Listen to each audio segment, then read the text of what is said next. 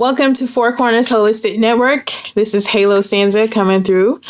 And today I'm going to be talking about sun gazing, moon gazing, and just enjoying and utilizing this energy to help manifest things in your life.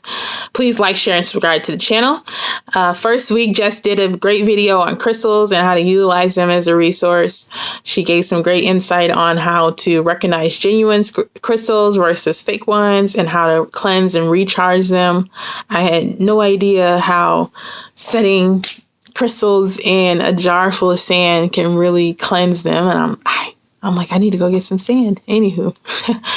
But sun gazing and moon gazing and utilizing these energies. I'm going to go start off with the sun. So the sun energy represents masculine energy, giving, action. And then the moon energy represents the feminine energy, ideas, intellect, emotions. The sun is giving off light. It is projecting its own light, whereas the moon is absorbing the light from the sun and reflecting. So when you want to utilize the energy of the sun, it's to do, it's to project out, to do. You know, anyone who's been in this realm understands that when you actually spend time in the sun, you actually gain more energy.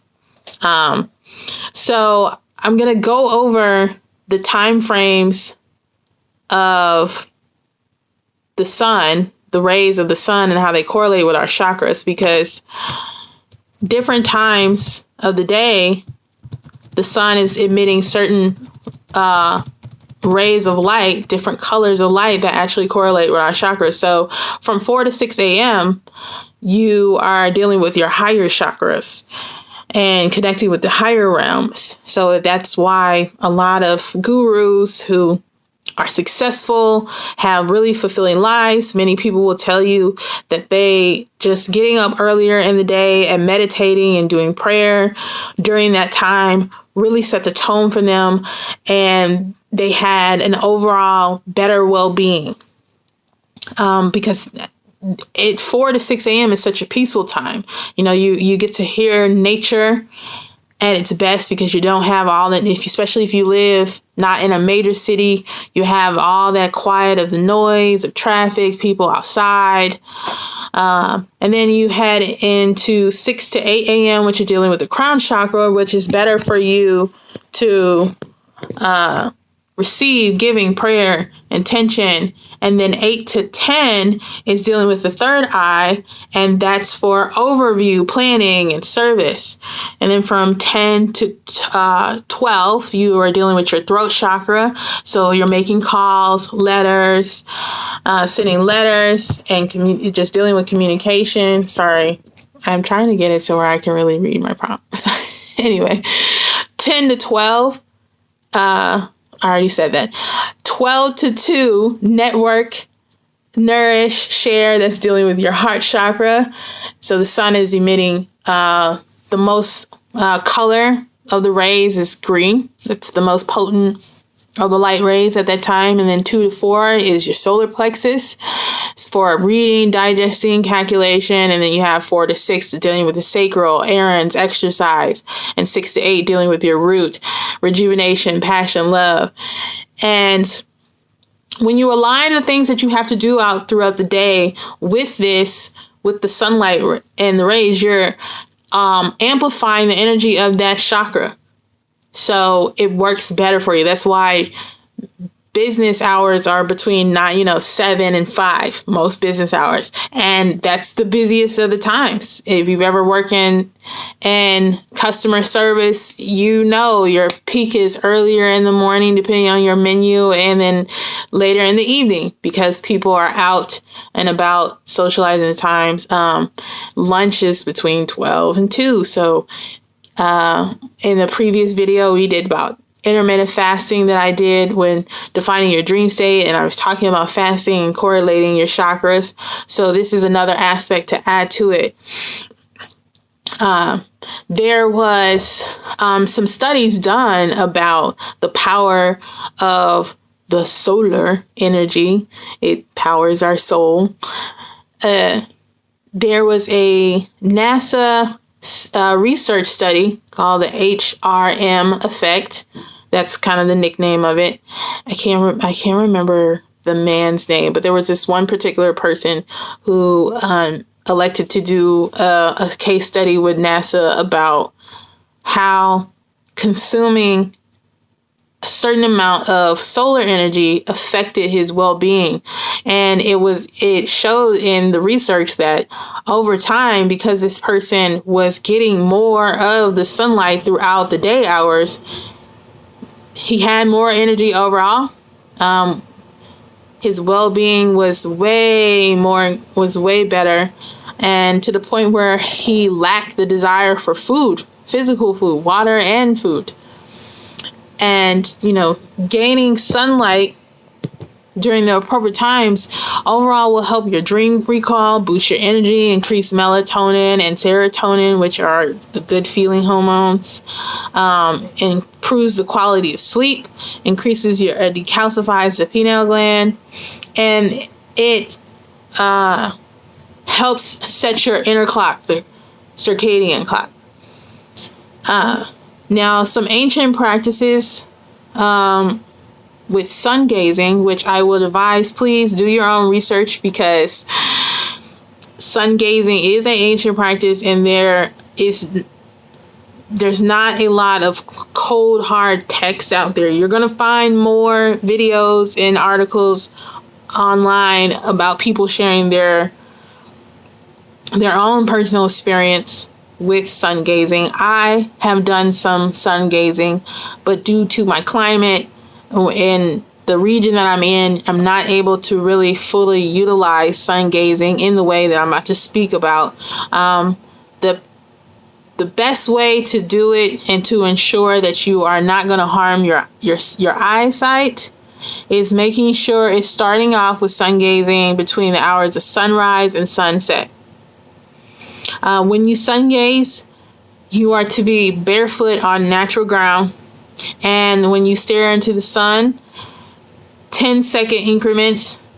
And each day, first day you start with 10 seconds and you increase each day by 10 seconds all the way up until you get to 45 minutes. And once you've actually completed that on a consistent straight through basis, you will be able to sun gaze for 45 minutes for the rest of your life. I know for me that when I started to take into sun gazing, I definitely saw an increase in my productivity. I saw a decrease in my depression. I dealt with seasonal depression for many years in my early 20s, and it wasn't until I started to really become more observant of myself and how I felt. Like instantly when you go outside and you go into the sun, you get a burst of energy. You perk up. It's like, have you ever seen a time lapse of a flower? When the sun comes out, the flower follows the rays of the sun and it perks up, versus if it's in the dark and it's away from natural sunlight. And as soon as it gets into sunlight, it brightens. Everything brightens when it gets into the sun, including us. Another important tip, something that I love to do, that if I know that I have a lot on my calendar, a lot on my plate, and I need to really amp up my energy, is sunbathing. Sunbathing is so beneficial to you, even on a spiritual level, but it benefits you on all levels because it helps the body. So when you're sunbathing, you want to make sure you're out when the UV rays, ultraviolet rays, are showing 5 and below.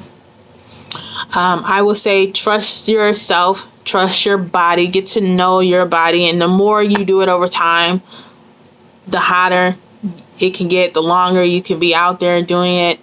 For me, I love sunbathing at solar noon. I don't know why.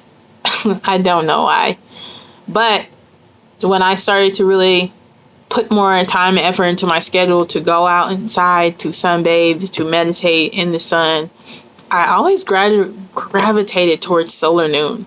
So that part of the UV rays is just the basis. It's at least 20 minutes. You want to be outside at least 20 minutes. Obviously, the temperatures are hotter.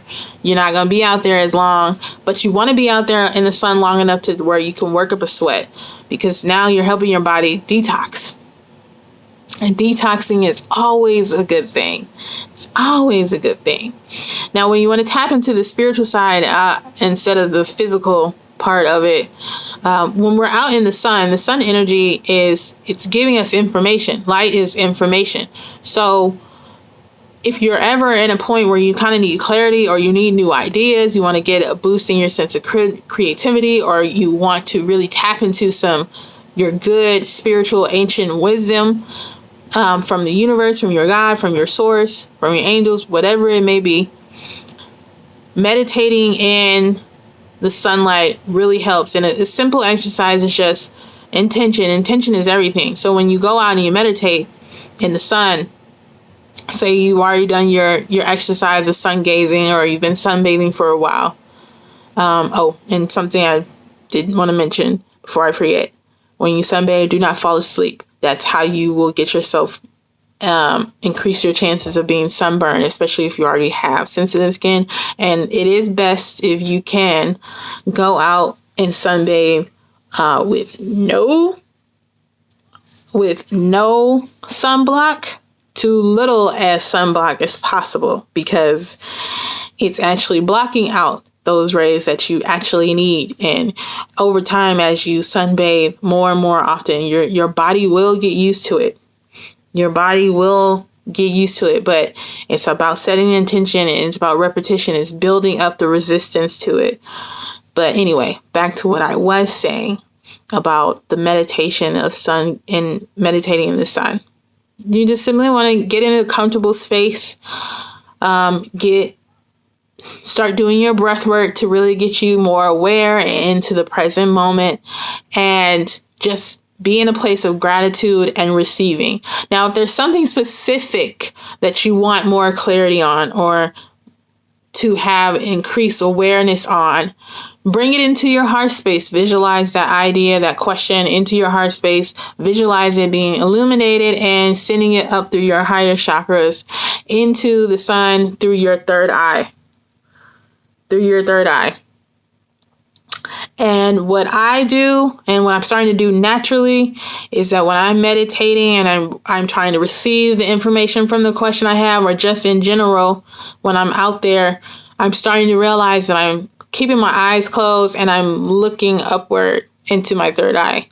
And when you're sitting out in the sun, as more time go on, you will start to feel your third eye pulsating.